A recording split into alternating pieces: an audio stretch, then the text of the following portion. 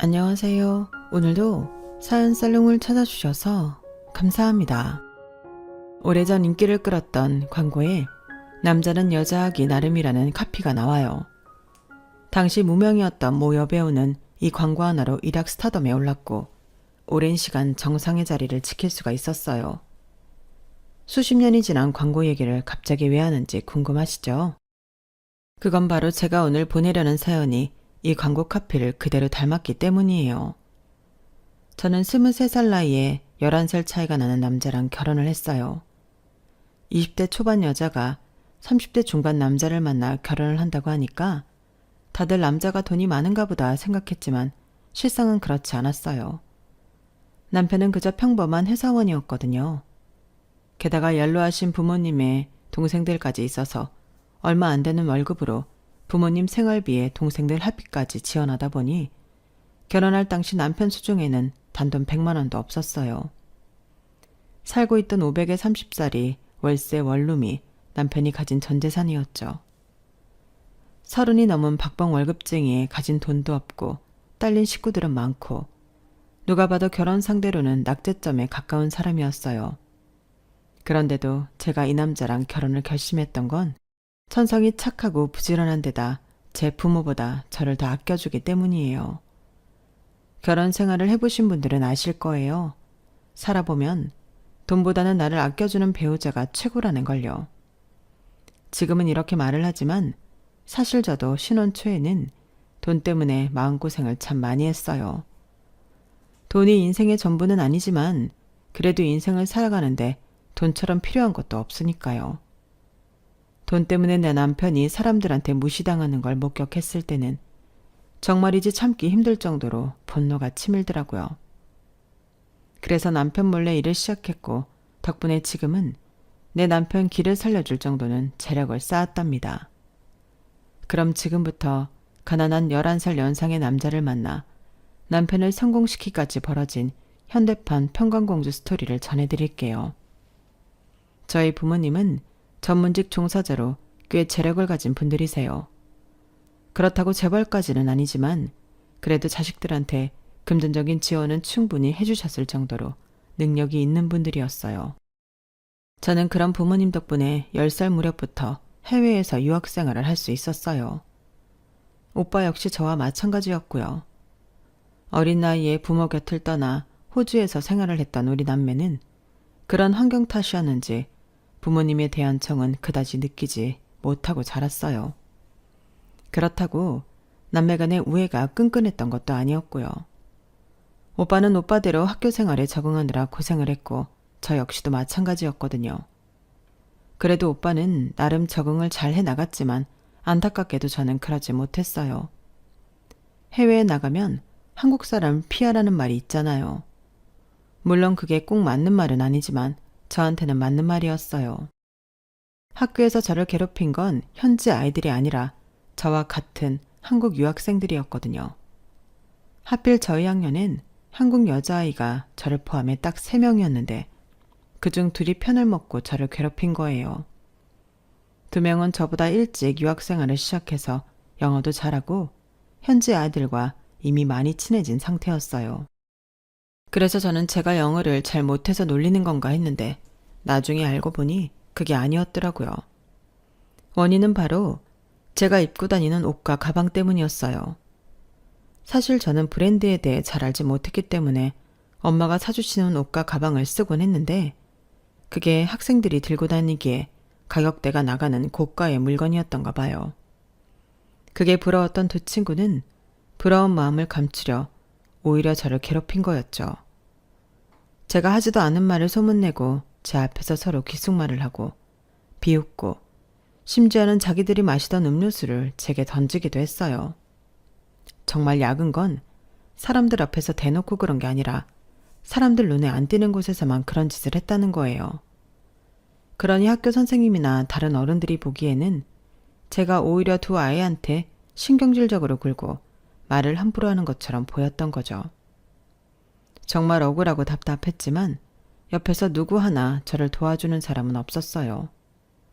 용기를 내서 오빠한테 말을 해보았지만 오빠도 자기 코가 석자인지라 저까지 도와줄 여력은 없었어요. 그러니 어쩌겠어요?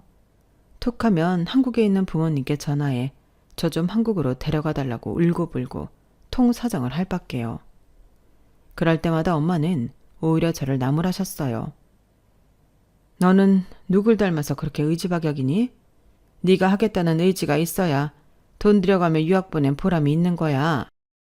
멍청하게 애들 앞에서 만만하게 보이니까 애들이 널 깔보는 거 아니냐고. 네가 아무리 찡찡거려도 엄마 아빠는 너 유학생활 그만두게 할 생각 없으니까 너 스스로 마음을 고쳐먹어. 걔들이랑 싸워서 이기든지 지금처럼 질질 짜면서 지내든지 선택을 하라고.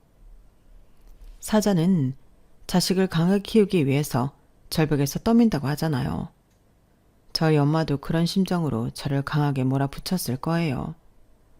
하지만 절벽에서 떨어진 사자가 모두 안전하게 땅에 착지하는 건 아니듯이 엄마의 교육 방식은 제게 맞지 않았어요. 저는 저를 괴롭히는 친구들과 맞서 싸우기보다는 숨어버리는 걸 택했거든요. 7년간의 유학생활 동안 저는 유령처럼 지내는 법을 터득했고 누구의 눈에도 띄지 않게 있는 듯 없는 듯 살아갔어요. 그러자 친구들의 괴롭힘도 조금씩 잦아들더라고요. 상대가 반응을 안 하니 자기들도 괴롭히는 재미가 없어진 거였죠. 호주에서 대학까지 들어간 저는 한 학기를 다니다가 한국으로 돌아왔어요. 부모님이 저를 불러들인 건 아니고 제가 아르바이트를 해서 돈을 모아 한국행 항공권을 사서 들어온 거였어요. 7년간의 유학생활 동안 부모님은 저랑 오빠는 한국에 들어오지 못하게 하셨는데 그래야 영어도 확실히 늘고 한국에 대한 그리움을 떨칠 수 있기 때문이라고 하셨어요. 하지만 부모님이 간과했던 게 있었어요. 애들은 부모가 하지 말라고 하면 더 하고 싶어진다는 걸 말이죠. 부모님의 동의 없이도 항공권을 구입할 수 있고 세계 어디든 갈 수 있는 나이가 되자 저는 돈부터 모았어요. 그렇게 번 돈으로 부모님 몰래 한국에 들어온 저는 그 사이 너무도 변해버린 한국 사정이 얼떨떨하기만 하더라고요. 일단 가진 돈으로 숙소를 구해야 했는데 한국 집값이 후덜덜 하더라고요. 항공권을 사고 남은 돈으로 몇 달은 버틸 수 있을 거라고 생각했는데 한 달도 못 버티겠더라고요. 늘 별 생각 없이 부모님 돈을 쓰고 살았던지라 경제관념이 없기도 해서 초반에 호텔비와 식비로 너무 많은 돈을 써버린 탓이었어요. 그렇다고 이대로 부모님 집으로 들어가고 싶진 않았어요. 그랬다간 욕만 엄청 먹고 다시 호주로 보내질 게 뻔했으니까요. 그런데 그때 제 눈에 아르바이트 공고가 들어온 거예요. 숙식 제공에 월 500만 원을 준다는 거예요. 거기다 학벌도 필요 없고 경력이 없어도 된다니 저한테는 이보다 좋을 수 없었죠. 그래서 바로 전화를 걸었어요. 그랬더니 전화상으로 설명하기는 그렇고 직접 만나서 자세히 설명해 준다고 하더라고요. 그래서 약속 장소인 커피 전문점으로 갔는데 젊은 남자가 나와 있더라고요. 남자는 저를 보자마자 외모부터 살피는 것 같았어요. 그런데 그 눈빛이 뭐랄까 좀 더럽게 느껴졌어요. 그리고는 제 외모가 마음에 들었는지 바로 일을 시작하자고 그러는 거예요. 제가 어떤 사람인지 어떤 능력을 가졌는지는 중요하지 않은 것처럼 보이더라고요. 그게 내심 마음에 걸렸는데 그때 마침 남자의 핸드폰이 울렸고 남자는 잠깐 통화를 하고 오겠다며 밖으로 나갔어요. 그런데 옆 테이블에 앉아있던 아저씨가 다가오더니 제게 그러는 거예요. 저기요, 저 사람 오기 전에 나랑 나가요. 내가 도와줄게요. 네? 그게 무슨 소리예요? 왜 내가 그쪽이랑 나가야 되는데요? 길게 말할 시간 없어요. 저 사람 아무래도 그쪽한테 안 좋은 일을 시키려고 그러는 것 같으니까 나랑 나가자고요. 그러더니 갑자기 제 손목을 잡고는 가게 주인한테 말해 뒷문으로 저를 데리고 나왔어요. 한참을 제 손목을 잡고 어디론가 걸어가던 아저씨는 제 손목을 놓더니 그러더군요. 대학생이에요? 네. 아니, 대학생이나 되는 사람이 사기꾼을 구분 못해요? 저런 사람 말만 믿고 따라갔다간 돈을 벌기는커녕 몸 버리고 신용불량자 되기 십상이라고요. 그걸 아저씨가 어떻게 알아요? 그야 그쪽 오기 전에 전화통화하는 거 들었으니까 알죠. 이런 식으로 젊은 여자들 끌어들여서 직업 사기 치는 놈 같더라고요. 그쪽 진짜 큰일 날 뻔했어요. 일단 부모님께 연락해서 신고부터 하세요. 제가 머뭇거리자 아저씨는 의심스러운 눈빛으로 저를 보더니 그러더군요. 대학생이라더니 혹시 집 나온 고등학생이에요? 그런 거 아니라고 아무리 말해도 아저씨는 의심을 거두지 않았어요. 그래서 제가 여권을 보여주자 더더욱 이상한 눈으로 저를 보더군요. 왜요? 제 나이 보셨잖아요. 고등학생 아니라고요. 아니, 그건 알겠는데 보통 이럴 땐 신분증을 보이지 여권을 보이진 않거든요.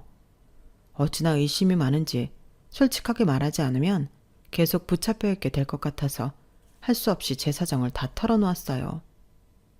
가족들한테도 하지 않은 얘기를 난생 처음 보는 아저씨 앞에서 하고 나니 기분이 참 묘하더라고요.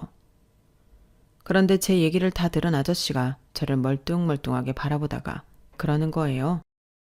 내가 그리 오래 산 사람은 아니지만 그래도 학생보다 살아온 날이 많으니까 한마디 할게요. 사람이 말이에요.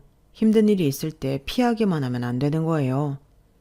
당장은 눈앞에서 문제가 사라진 것 같겠지만 사실은 그 순간에도 문제는 눈덩이처럼 커지기 마련이거든요. 학생이 말도 없이 한국에 들어와서 이러고 다니는 사이에 그쪽 부모님은 얼마나 애가 타기시겠어요.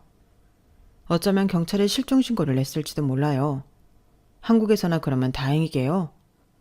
호주 경찰까지 나서게 되면 이거 일이 정말 커지는 거라고요. 그런데도 집에 연락 않고 이러고 다닐 거예요? 아저씨 말이 하나도 틀린 게 없었기 때문에 저는 아무 말도 할 수가 없었어요. 한국에 돌아온 이후 내내 제 자신을 누르던 무거운 돌의 정체가 바로 아저씨가 말한 현 상황이었으니까요. 그러지 말고 부모님께 연락해요. 죽이 되든 밥이 되든 맞서서 해볼 건 해보고 그래도 안 되면 그땐 아저씨는 뒷말을 잇지 못하고 말을 더듬었어요. 그 모습을 보니 순간 귀여워 보이지 뭐예요. 그래서 장난을 좀 쳤죠. 그때 뭘 어쩔 건데요? 아저씨가 뭐 어떻게 해줄 거예요? 그러자 아저씨는 낮은 한숨을 쉬더니 그러더라고요. 그땐 내가 도와줄게요. 순간 그 말에 심장이 철렁 내려앉는 기분이 들었어요. 지금까지 부모님을 비롯해 오빠나 주변 사람 누구도 나를 도와주겠다고 나선 사람이 없었는데 처음 본 아저씨가 선뜻 도와주겠다고 하니까 기분이 이상하더라고요. 그동안 싸늘하게 식어있던 가슴이 왠지 따뜻하게 온기가 번지는 기분이었어요. 그러자 나도 모르게 눈에 눈물이 고이기 시작하더라고요. 순식간에 눈에 눈물이 그렁그렁하게 고이자 저보다 아저씨가 더 놀라는 눈치였어요. 아저씨는 겁을 줄 생각은 없었다면서 사과까지 하더군요. 결국 저는 그날 난생 처음 본 아저씨 옆에서 어걱거리며 대성통곡을 했어요. 지나가는 사람들이 저와 아저씨를 이상한 눈으로 쳐다보는데도 아랑곳 않고 말이죠. 그런데도 아저씨는 제 곁을 떠나지 않고 사람들의 싸늘한 눈초리를 온몸으로 받고 있었어요. 한참 울고 난 저는 아저씨한테 고맙다고 말하고는 전화번호를 물었어요. 왜 그랬는지 모르겠지만 이상하게 이 아저씨를 놓치면 안 되겠다는 생각이 들었던 것 같아요. 그렇게 아저씨와 헤어지고 호텔로 돌아온 저는 짐을 싸들고 부모님 집으로 갔어요. 부모님은 한창 일하실 시간이라 집에는 일하는 도우미뿐 혼자 계시더라고요. 제가 이 집 딸이라고 말하자 엄마한테 확인차 전화를 하셨는데 그 바람에 엄마는 일을 하다 말고 집으로 달려오셨고 그날 저는 비 오는 날 먼지가 나도록 엄마한테 엄청 맞았어요. 그런데 웃기는 게 뭔지 아세요? 제가 집에 도착하기 전까지 부모님은 제가 호주에서 한국으로 돌아온 사실조차 몰랐다는 거예요. 함께 살고 있던 오빠가 집에 말을 안 했더라고요. 오빠 말로는 제가 여행을 간 줄 알았다나요? 말도 안 되는 변명에 어이가 없었지만 이번 일로 한 가지는 확실히 알 수 있었어요. 피가 섞인 식구들보다 오히려 낮에 만났던 그 아저씨가 나를 더 생각해줬다는 걸 말이죠. 부모님께서는 당장 호주로 돌아가라고 하셨지만 이미 학교에 자퇴서를 내고 왔다는 말에 망연자실하셨어요. 물론 거짓말이었지만 부모님께서는 그 사실을 알지 못하셨기 때문에 저의 호주행을 포기하게 되었지만요. 엄마는 당장 수능 준비를 하라고 다그치셨고 아빠는 되려 엄마한테 화를 내셨어요. 애들 관리를 어떻게 했길래 부모한테 말도 없이 이런 일을 벌이냐고 말이죠. 뭐? 아니, 애는 나 혼자 낳았어? 왜 내 책임으로 돌려? 그러는 당신은 평소에 애들한테 관심이나 있었어? 얘들 학교 선장부터 현지 집까지 죄다 내가 가서 구해주는 동안 당신은 뭘 했냐고. 당신만 바쁜 거 아니야. 나도 눈코 뜰 새 없이 바쁘다고. 그렇게 시작된 말다툼은 급기야 큰 싸움으로 번졌고 제가 방에 들어간 이후에도 집안 살림을 집어 던지며 한참을 싸우셨어요. 이틀 뒤 엄마는 제게 재수학원 수강증을 건네셨고 저는 졸지에 재수를 하게 되었어요. 하지만 7년 동안이나 호주에서 학교를 다녔던 저한테 한국 교육은 따라가기 힘들 정도로 벅찼어요. 그나마 자신이 있던 영어마저도 수능 기출문제를 풀어보고는 전의를 완전히 상실하게 되었지 뭐예요. 도대체 한국 학생들은 이런 문제를 어떻게 그 짧은 시간에 풀어내는 건지 믿어지지가 않을 정도였어요. 저뿐만 아니라 영어권 나라에서 태어난 사람한테 수능 문제를 보여줘도 저랑 비슷한 반응일 거예요. 이런 문제를 푸는 게 영어를 잘하는 거랑 무슨 관련이 있을까 싶었으니까요. 상황이 이렇다 보니 재수학원에서도 혼자 겉돌게 되었고 이래서야 내 시간만 축내는 거나 다름없다는 생각이 들었어요. 호주에 있으나 한국에 있으나 내 인생이 의미 없이 흘러가는 건 똑같다는 생각이 들더라고요. 그런데 그 순간 딱 한 사람 목소리가 떠오르는 거예요. 나를 도와주겠다던 아저씨 목소리가요. 그래서 무작정 아저씨한테 전화를 했어요. 거의 한 달 만에 전화기 너머로 아저씨 목소리를 들으니까 그제야 좀 살 것 같다는 생각이 들더라고요. 사실 아저씨 목소리가 그렇게 좋거나 하지도 않은데 말이죠. 역시나 아저씨는 이번에도 제게 그것부터 물었어요. 안 그래도 걱정하고 있었는데 집에 잘 들어갔다니 다행이네요. 부모님한테 많이 혼났죠. 실은 내가 연락을 해볼까 했었는데 괜히 연락했다가 그쪽이 곤란해지지 않을까 해서 참았어요. 그래도 이렇게 목소리 들으니까 마음이 좀 놓이네요. 잘 지내고 있는 거죠? 잘 지내냐는 그 말에 왠지 가슴이 먹먹해지더라고요. 그래서 아니요, 잘 못 지내고 있어요. 아저씨, 저 술 좀 사주실래요? 한국엔 친구가 없어서 같이 술 마실 사람이 없어요. 그 말에 아저씨는 잠시 머뭇거리더니 퇴근 후에 보자며 만날 시간과 장소를 알려주었어요. 그렇게 시작된 아저씨와의 만남은 이후에도 이어졌고 만나는 횟수가 쌓여갈수록 저는 아저씨한테 호감을 느끼게 되었어요. 평소 부모님은 제 고민에는 관심도 없었는데 아저씨는 그러지 않았거든요. 제가 하는 말 한마디 한마디를 정성스럽게 들어주고 진지하게 같이 고민도 해주었어요. 그리고는 같이 해결책도 함께 찾아주었고요. 대학 졸업장 없이 살아가려면 제가 뭘 잘하는지 그것부터 찾아야 했어요. 노트에 내가 잘하는 것과 하고 싶은 것들을 나열하고 두 가지를 다 만족하는 걸 골라냈죠. 그렇게 골라서 완성된 직업은 다름 아닌 인터넷 쇼핑몰이었어요. 호주에 살 때 친구가 없었던 저는 몇 시간이고 쇼핑몰을 돌며 아이 쇼핑을 하곤 했었는데 그러는 사이 나도 모르게 패션에 대해 관심을 갖게 되었고 쇼윈도나 매장 앞 마네킹에 디스플레이된 옷들을 보면서 패션 센스도 조금씩 익혀나갔어요. 그러다 패션 잡지를 사서 보게 되고 매장에 가서 잡지에서 보았던 옷들을 입어보고 하는 동안 어떤 옷이 입었을 때 맵시가 나고 어떤 옷이 믹스매치가 잘 되는지 등도 파악할 수 있었죠.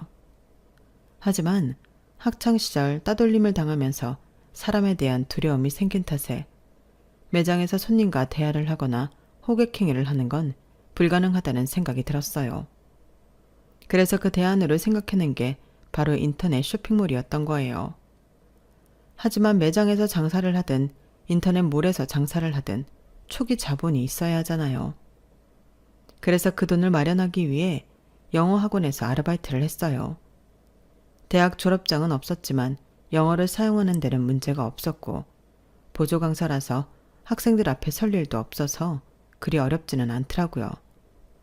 거기다 파트타임으로 패스트푸드점에서도 일을 했어요. 그렇게 투잡, 쓰리잡을 뛰면서 차곡차곡 모은 돈으로 드디어 창업을 위한 자금을 마련할 수 있었는데 문제는 바로 수능시험이었어요. 부모님께는 수능시험을 본 것처럼 거짓말을 해왔는데 하필 그 무렵 수능 성적이 나왔던 거예요. 저야 시험을 안 봤으니 당연히 받아올 점수도 없었죠. 지우야, 수능 성적표 나왔지? 몇 점이나 나왔어? 돈 모으는데 빠져있느라 수능에는 신경도 못 쓰고 있던 저는 깜짝 놀랄 수밖에 없었어요. 얘 좀 봐. 점수 잘 안 나왔어? 그런 거야? 엄마, 그게 아니라 실은 나 수능 안 봤어. 엄마, 사실은 내가 정말 하고 싶은 게 있어서.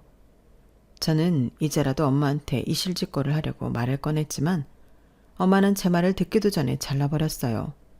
뭐? 수능을 안 봐? 그럼 지금까지 뭐 했어?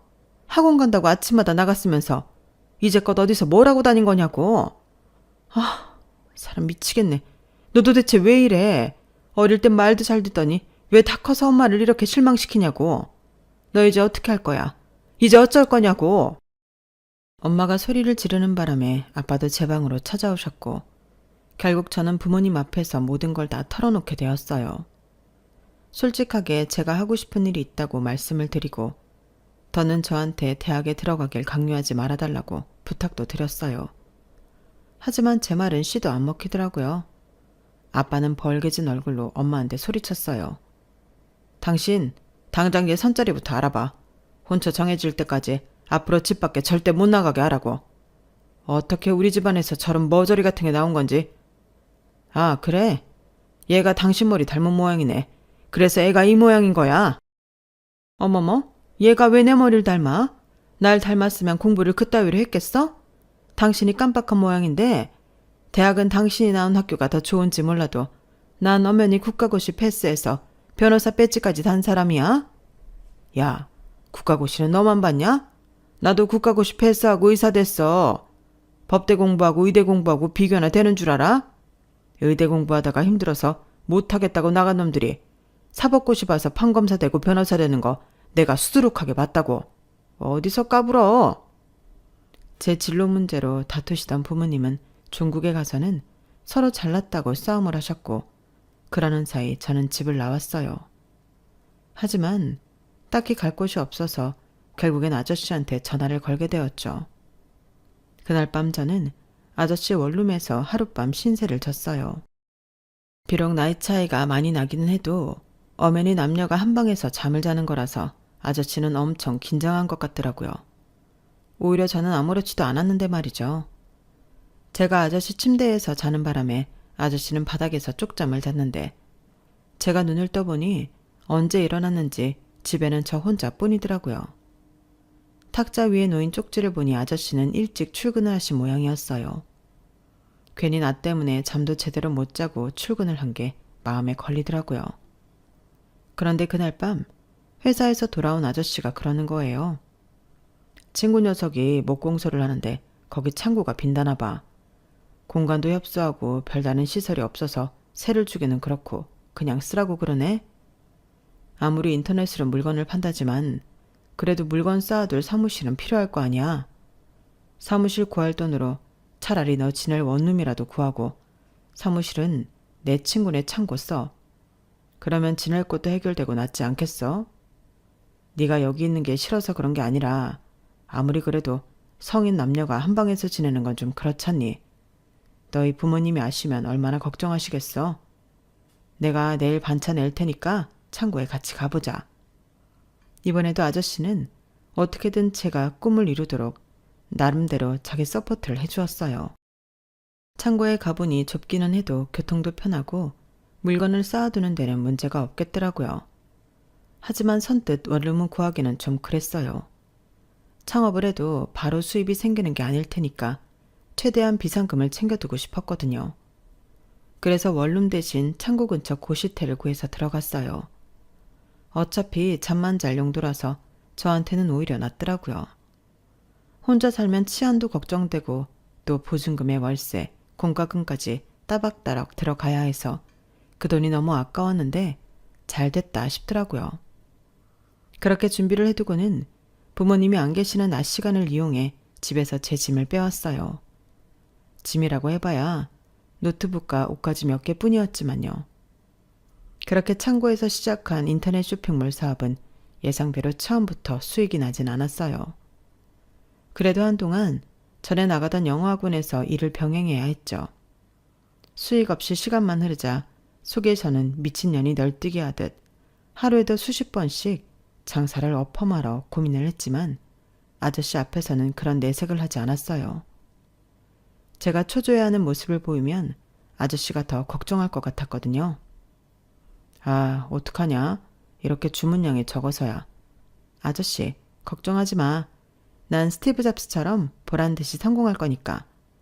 스티브 잡스도 처음엔 나처럼 요만한 차고에서 시작했대.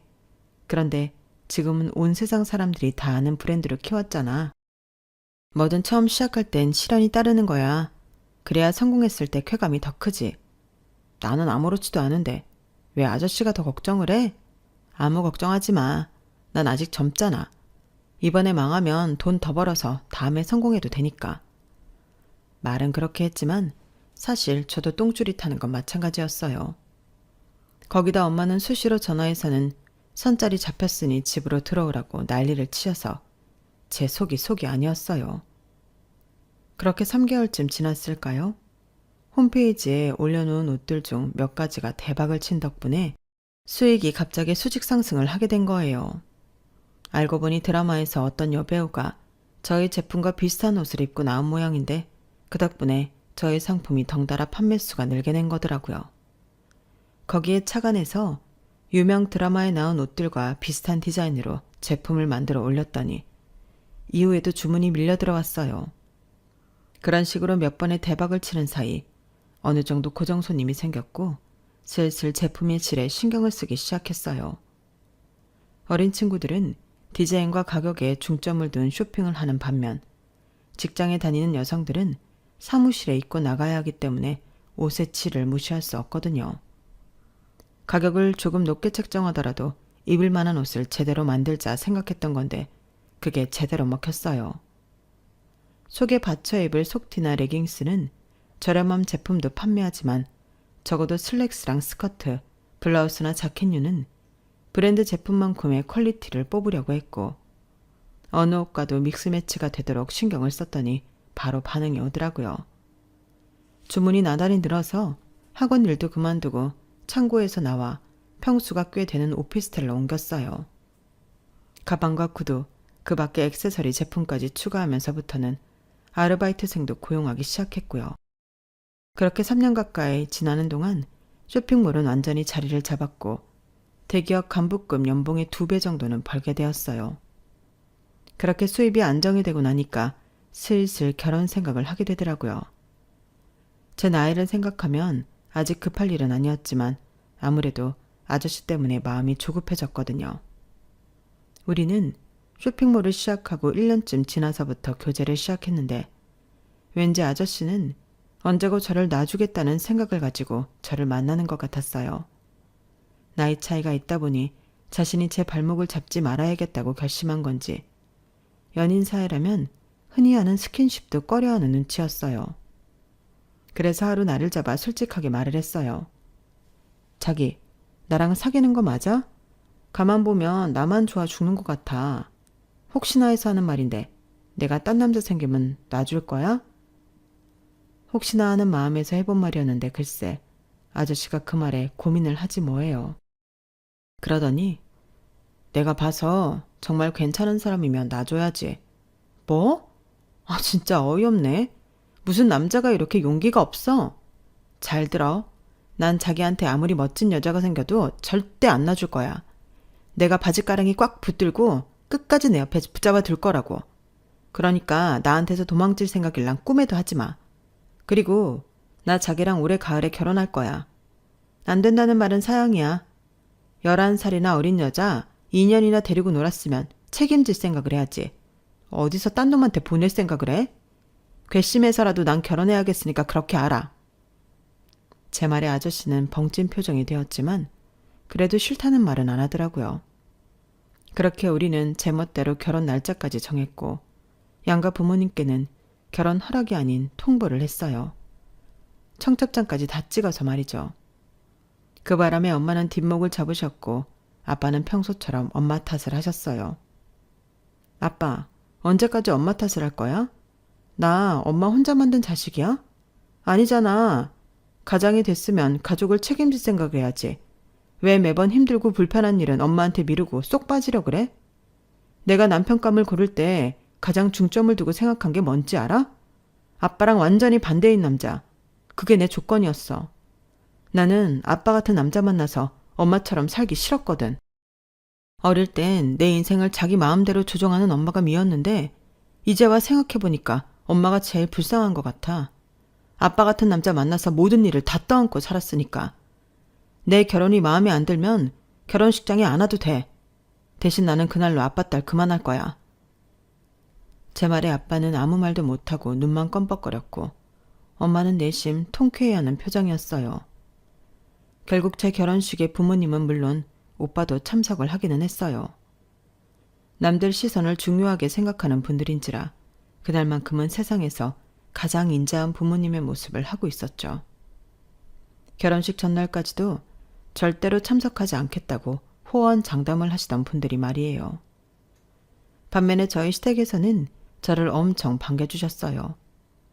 남편 막내 동생보다도 7살이나 어린 저를 잡으면 터질까 불면 날아갈까 애지중지하시더라고요. 비록 경제적으로는 저희 집에 비해 많이 기우는 시댁이었지만 그래도 가족들이 모이면 그렇게 화기애애할 수가 없었어요. 제 친정과는 완전 반대의 분위기였거든요. 한 번도 가족들 품에서 따뜻함을 느끼지 못했던 저는 시댁에서 가족애를 느낄 수 있었어요. 사랑도 많이 받고 때로는 위로도 많이 받았어요.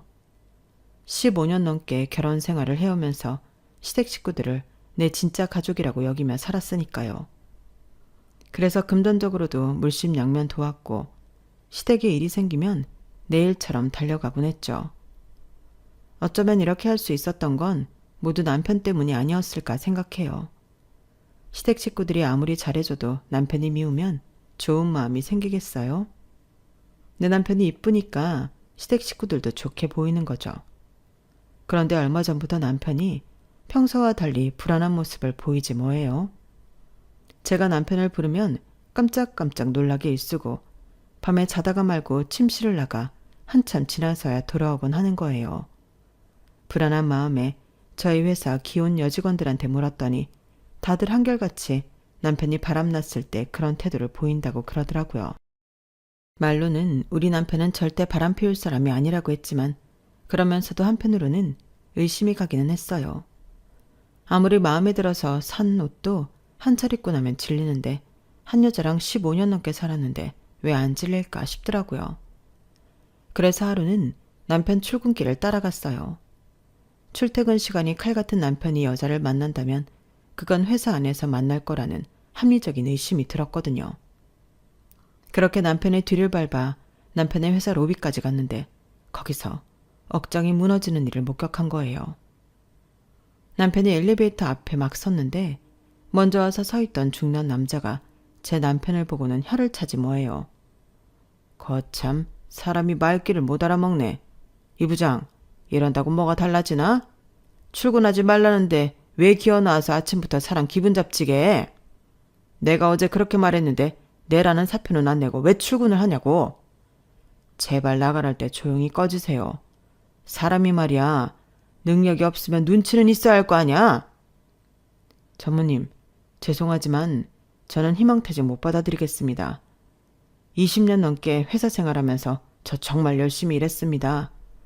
아시다시피 성과도 꽤 올렸고요. 그런데 왜 제가 회사를 떠나야 합니까? 혹시 지난번 회식 때 있었던 일 때문이라면 더더욱 이번 조치는 받아들일 수 없습니다. 이 자식이 사람을 어떻게 보고? 너 그 입 안 다물면 앞으로 이 바닥에 발 못 붙이게 할 줄 알아. 적당히 희망퇴직선에서 끝내는 걸 다행으로 알아. 광고판에서 나한테 찢겨 타는 소문 돌면 너 다시는 이쪽 밥 못 얻어먹고 살게 될 테니까. 중년 남자는 사람들 앞에서 제 남편 멱살까지 잡고는 바닥에 내던졌어요. 그걸 보니 피가 거꾸로 솟는 것 같아서 저도 참을 수가 없더라고요. 그래서 앞뒤 생각 않고 소리를 질렀어요. 지금 뭐 하는 거예요? 순간 남편을 비롯해 로비에서 엘리베이터를 기다리던 직원들이 일제히 제 쪽으로 시선을 돌렸어요. 거기엔 방금 전 제 남편을 패대기 친 중년 남자도 있었어요.